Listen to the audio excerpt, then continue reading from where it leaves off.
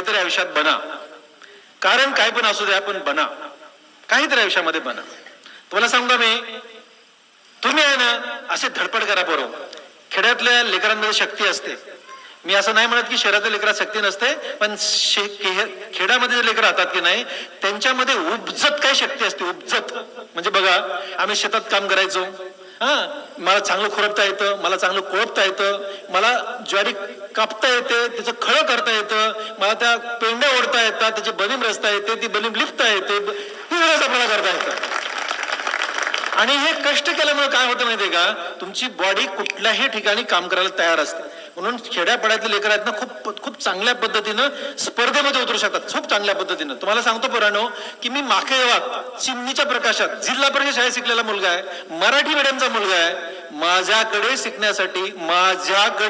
शिकण्यासाठी अमेरिकेचे लोक आजही येतात आणि आता पण येतात. अमेरिकेचे लोक शिकण्यासाठी. मला कळतं मी काय म्हणलं ते, माझ्याकडे शिकायला लोक येतात ते अमेरिकेचे येतात रे. बघा, एक छोट्याशा गावचा मुलगा मी, न शिकलेल्या वडिलांचं लेकरू मी, मराठी मीडियम जिल्हा परिषद शाळा, चिमणीला अभ्यास केलेला पोरगा, याला शिकायला बाहेरून लेकरं लोक येतात. त्याचं कारण काय माहितीये का, आपण खूप स्पर्धेमध्ये टिकू शकतो कारण आपल्यामध्ये उपजत काही शक्ती असते. उपजत. आपण छोट्या मोठ्या प्रसंगाला घाबरत नाही. शहरातले लेकर थोडं काय झालं की कोलफडून झालं, आपण कोलफडून जात नाहीत. त्यामुळे तुमच्यामध्ये शक्ती आहे. कारण काही पण असू द्या, पण मोठा माणूस बना. बघा, मला एक कारण होतं की मी कधी ठरवलं की मोठा माणूस बनायचा. एक प्रसंग सांगतो आणि तुम्ही पण मोठा माणूस बना. कारण काही पण असू द्या. मी ठरवलं होतं आज मोठा माणूस बनायचा, असं मी पण एक दिवस ठरवलं होतं. आता छोटा प्रसंग आहे की माझ्या आईला मी माय म्हणतो, माझ्या वडिलांना मी अण्णा म्हणतो. तर एक प्रसंग माझ्या आयुष्यामध्ये की मी ठरवलं की बॉस आज मोठा माणूस बनायचं, जे खूप मोठा माणूस बनायचं. असा एक प्रसंग माझ्या आयुष्यात घडला. मी 6वीला शाळेत होतो. 6वी 7वीला मी माझ्या गावात शाळेत शिकत होतो. माझ्या गावात म्हणजे माखे गावात. म्हणजे बघा, त्या गावामध्ये तेव्हा तर लाईट नव्हती, रोड नव्हता. पण आता एवढ्या मी 55 वर्षात झालोय, आजही त्या गावाला रोड झाड नाहीये. असं ते माझं गाव आहे. तुम्हाला काय सांगू आता, आजही आमच्या गावाला जायचं असेल ना, लांबून कुठून तरी जावं लागतं. सरळ आजही गावाला जाता येत नाही. 45 किलोमीटर गाव आहे, 2 तास लागतात आजही माझ्या गावाला जायला. अशी आजची अवस्था आहे. ते गाव मी सांगतोय. आणि त्या गावामध्ये मी 6वीला म्हणजे साधारणपणे 11 वर्षाचा असेल. म्हणजे 45 वर्षापूर्वी तुम्हाला गोष्ट सांगतोय मी. आता मी 55 वर्षाचा आहे. तुम्हाला सांगतो मी की माझ्या माईला एका लग्नाला जायचं होतं. लग्नाला दुसऱ्याचं लग्न होतं. आमच्या गावामध्ये काही मुंडे आडनावाचे लोक आहेत, वागदे आडनावाचे लोक आहेत, केंद्रीय आडनावाचे लोक आहेत, लहाने आडनावाचे लोक आहेत. आमच्या गावचे असं असतं ना गावामध्ये तसं. तर आमच्या एक शेजारी मुंडे आडनावाचं एक लग्न होतं. मग त्या लग्नाला माझी माय जाणार होती. मग माझी माय काय म्हणाली, मला माझ्या एका मित्राच्या आईचं ते नाव घेतलं. मला म्हणाले तिच्या घरी जा, माझ्या मित्राच्या घरी जा आणि त्याच्या माईचं लुगडं घेऊन ये. त्याच्या माईचं लुगडं घेऊन ये. लुगडं तुम्हाला लुगडं कळतंय? किती लोकांना कळतंय? मला पण कळतंय. पण तुम्हाला सांगतो, लुगडं म्हणजे साडी.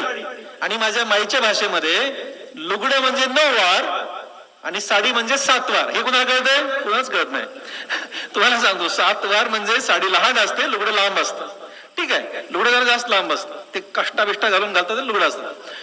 तर तुम्हाला सांगतो की माझ्या माईने सांगितलं, माझ्या मित्राच्या घरी गेलो, लुगडं आणून दिलं. माझ्या माईने लुगडं घातलं. ती गेली लग्नाला. बैलगाडीतून लग्नाला जायचं होतं. लग्नाला गेली. दुसऱ्या दिवशी आली. वाळ म्हणजे ते धुवून गडीबिडी करून वाळून हातात दिलं. नेऊन दे म्हणले तुझ्या मित्राच्या आईला. गावातलं छोटे घर नेऊन दिलं मी मित्राच्या आईला माझ्या. आणि परत येत होतो. परत बघा, मी कधी ठरवलं की मोठा माणूस बनायचं. मी परत येत होतो. परत येताना आपल्या घरासमोर एक छोटा नाला आहे. आपल्या घरासमोर छोटा नाला आहे. काय भानगड आहे माहित नाही. त्या नाल्यावरनं मी सरळ कधी जात नाही, उडी मारून जायचं. आता पण त्या नाल्यावर जाताना उडी मारा वाटते, पण आता कशी मारायची? आता डॉक्टर विठ्ठल लहान झालाय ना, आता जरा आवड पडतं. लोक बघतात, 10 लोक सोबत असतात, त्यामुळे उडी मारत नाही. पण आजही मला आठवण येते की त्या नाल्यावर उडी मारायला पाहिजे. मग तसं त्या दिवशी कसं लुगडं देऊन आलो आणि उडी मारत होतो आपल्या घरी जाण्यासाठी. उडी मारताना मला प्रश्न पडला की माझ्या माईनं माझ्या मित्राच्या माईचं लुगडं का मागवलं होतं. आणि सगळ्या गावकऱ्यांना सांगतो मित्रांनो, याचं उत्तर प्रचंड अवघड होतं की माझ्या माईनं माझ्या मित्राच्या आईचं लुगडं दुसऱ्याच्या लग्नाला घालून जाण्यासाठी मागवलं होतं. त्याचं कारण असं होतं की माझ्या माईकडे एक पण धडकं लुगडं नव्हतं. आम्ही अत्यंत गरीब शेतकऱ्याचे लेकर आहेत. ओके, आम्ही अत्यंत गरीब घरचे लेकर आहेत. आणि माझ्या माईकडे लुगडं चांगलं नव्हतं. माझ्या माईकडे दांड घातलेलं लुगडं किंवा ठिगळ लावलेलं लुगडं होतं, पण धडकं लुगडं नव्हतं. आता दांड किती लोकांना कळतं मला माहित नाही. दांड म्हणजे कुठल्याही रंगाचे 2 लुगडे एकत्र जोडणे, त्याला दांड म्हणतात. आणि जिथं कुठं फाटलं तिथं माझे वडील धोती घालायचे, ते धोतराचा तुकडा माय लावून टाकायचा, ठेवला लुगडं असायचं. असे लुगडे माझ्या माईकडे होते, पण धडकं एकही लुगडं माझ्या माईकडे नव्हतं. आणि म्हणून घरची इज्जत झाकून ठेवण्यासाठी माझ्या माईनं माझ्या मित्राच्या माईचं लुगडं मागून लग्नाला गेली होती. तुम्हाला सांगू मित्र, तो दिवस हा माझ्या आयुष्यातला असा एक ठरवणारा प्रसंग होता. आणि त्या दिवशी मी ठरवलं होतं, उडी मारताना मी ठरवलं होतं की बॉस, इतका मोठा माणूस व्हायचा ना, एवढा अभ्यास करायचा ना, इतके पुस्तकं पाठ करायचे ना, आणि इतका मोठा माणूस व्हायचा की आपण आपल्या माईला एक लुगडं घेऊ शकू. मी लुगडं घेण्यासाठी मोठा माणूस झालो, लुगडं घेण्यासाठी. तुम्हाला खरं सांगतो मी, म्हणजे आजही ते लुगडं ही माझी शक्ती आहे. माझ्या माईचं लुगडं ही माझी शक्ती आहे. तुमच्या आयुष्यामध्ये कुठलीही शक्ती असू द्या, तुमच्या शेजाऱ्यासाठी म्हणा, तुमच्या आईवडिलांसाठी म्हणा, भाऊंसाठी म्हणा, ह्या गावासाठी म्हणा, पण तुम्ही मोठा माणूस बना बॉस, मोठा माणूस बना. म्हणजे असं चालताना बोलताना ह्या गावकऱ्यांना वाटलं पाहिजे आमचे गावचे लोक आहेत. आम्ही गावात एंट्री करताना लोक लांबून बघत असतात. तुम्हाला माहित आहे की डॉक्टर विठ्ठल लाले माके गावचे आहेत. मला काय म्हणायचं तुम्हाला माहिती आहे का, की हे मोठेपण प्रामाणिकपणे सांगतो, माकेगावसाठी मी माझ्या माईसाठी मोठा झालो आणि माईला लुगडं घेण्यासाठी मोठा झालो. आणि पुढे मी खूप नशिबान ठरलो की माझी माय म्हणजे आजपर्यंत मी 55 वर्षाचा होईपर्यंत माझ्यासोबत होती. 55 वर्ष मी होईपर्यंत माझ्यासोबत होती. नंबर 2, माझी माय माझ्या बायकोची सख्खी मैत्रीण आणि माझी बायको माझ्या माईची सख्खी मैत्रीण.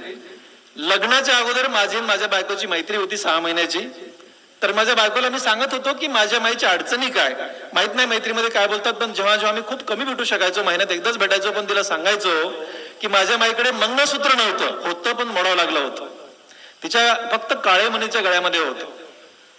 तिच्या धडकं लुगडं माझ्या माईला कधी घालायला मिळालंच नाही. तर हे प्रसंग माझ्या बायकोला सांगत होतो. पुन्हा लग्नानंतर माझी माय, माझ्या अण्णा, माझी बायको यांचं अशी मैत्री झाली. तुम्हाला खरं सांगू का, मी खूप खुश माणूस आहे. म्हणजे एवढा खुश आहे, मला वाटतं की देवाने मला भरभरून दिलंय. मी कशावरच जळत नाही, माहितीये का. म्हणजे मी असा समाधानी माणूस आहे एकदम. मी 15 सेकंदात झोपतो, मला कशाचं वाईट वाटत नाही. दुश्मन समोर आला तरी मी त्याचं चांगलं करेन, मला कधीच कोणाचा राग येत नाही, राईट. पण एका गोष्टीवर मात्र मी 29 वर्ष जळलो, आणि ती म्हणजे माझी बायको, माझी माय, माझे अण्णा यांच्या मैत्रीवर मात्र मी जळत होतो. मला वाटायचं माझ्यापेक्षा हे जवळचे झाले.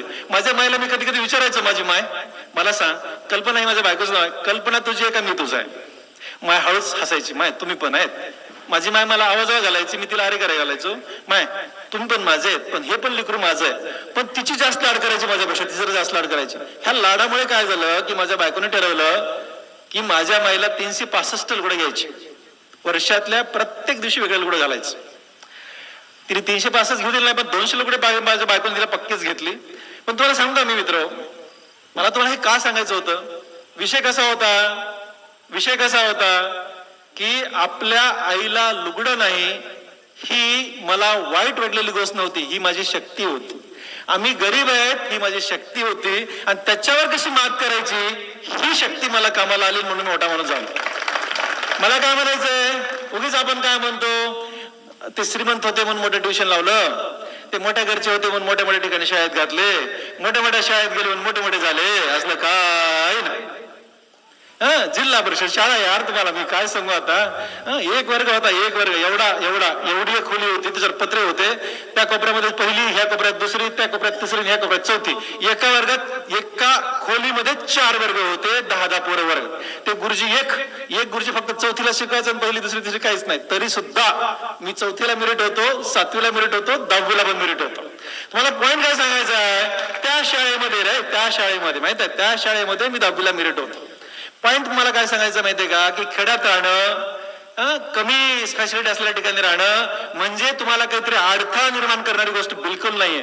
तुमच्या मनाची तयारी लागते. बॉस आपण जगातला मोठा माणूस व्हायचं, निदान आवड काहीच नाहीये, प्रामाणिक प्रयत्न लागतात. माझ्या माईचे काही तत्व आहेत, इमानदारी, प्रामाणिकपणाने कष्ट. हे ज्यांना कळलं तो जगातला सगळ्यात मोठा माणूस होतो.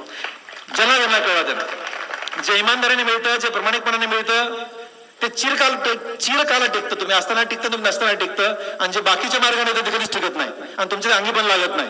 त्यामुळे ना सगळ्या गोष्टी इमानदारीने कमवा आणि कष्ट करा आणि मोठा माणूस व्हा. हा एक मला एक सल्ला तुमच्या सगळ्या लेकरांना द्यायचा आहे. आईवडिलांना सांगायचं की लेकरांना कष्ट करू द्या. तुम्हाला हे एक आईवडिलांना सगळ्या मला सांगायचं आहे.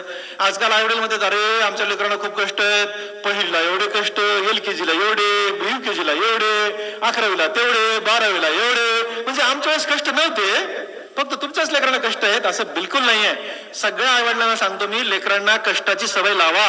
बघा लेकरांना कुठल्या मार्गाने कमी कमी कष्टाने त्यांना काहीतरी मिळतंय हे ज्यांना ज्यांना ज्या ज्या आईवडिलांनी केलं, कमी कष्ट मिळून लेकरांनी कमी कष्ट करून जर आईवडिलांनी त्यांना जास्त दिला असेल ना, ते लेकर कधी चांगलं निघत नाही. लिहून देतो, कधी चांगलं निघत नाही.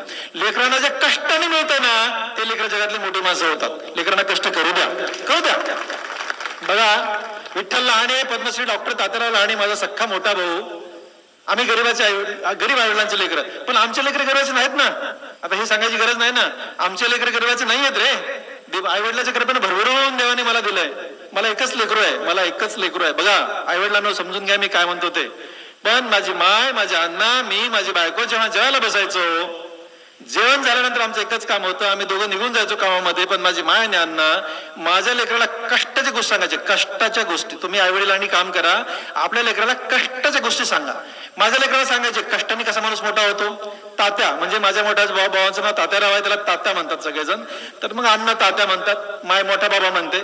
मग ते त्यांना सांगायचे माय तात्याने किती कष्ट केलं, म्हणजे मोठ्या पप्पाने किती कष्ट केले की नाही, म्हणून ते मोठा माणूस झाला. हे तुझे पप्पा किती कष्ट करतात, आणखी गावातला एखादा चांगला म्हणतो ते किती कष्ट करतो. त्या लेकराच्या डोक्यामध्ये इतके कष्ट कष्ट कष्ट कष्ट भिंगवले. तुम्हाला सांगतो की माझं लेकरू पण 4थीला मेरिट आहे, 7वीला मेरिट आला, 10वीला मेरिट आला, 12वीला मेरिट आला आणि त्याच्या स्वतःच्या मेरिटवर government medical college, BJ government medical college पुण्यामध्ये MBBS पास झाला. मी जर 1 रुपया खर्च केलेला नाही. कळलं मी काय म्हणलं ते. बघा माझ्याकडे पैसे आहेत, देवाने भरभरून दिले म्हणालो मी स्पष्टपणे, पण लेकरावर मला 1 पण रुपया खर्च करायची गरज पडली नाही. 1 पण रुपया. तो MBBS आता झालाय आणि MS सर्जरी करतोय तो. विठ्ठल लहानच्यावर 1 रुपया खर्च करत नाहीये, कारण त्याच्या मेरिटवर शिकतोय तो. कारण आम्ही आईवडिलांच्या डोक्यात पेशी मध्ये घातलं की जे कष्टाने मिळतं ते चिरकाल टिकतं, बाकी काहीच नाही. कष्ट करायचे. आम्ही लेकरांना कधीच कष्टाच्या मागे आलत नाहीत.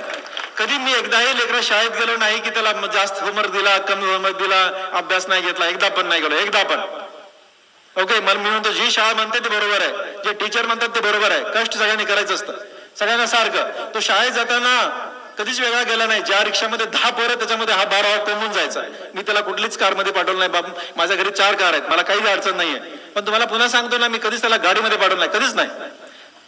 मला काय सांगायचं तुम्हाला, मला हे तुम्हाला सांगायचंय की लेकरांना कष्ट करू द्या आणि लेकरांना कष्टाची जाणीव होऊ द्या, म्हणजे लेकरं मोठे बनतात. आता ह्याची गरज आहे ना, हे आईवडिलांना कळलं पाहिजे.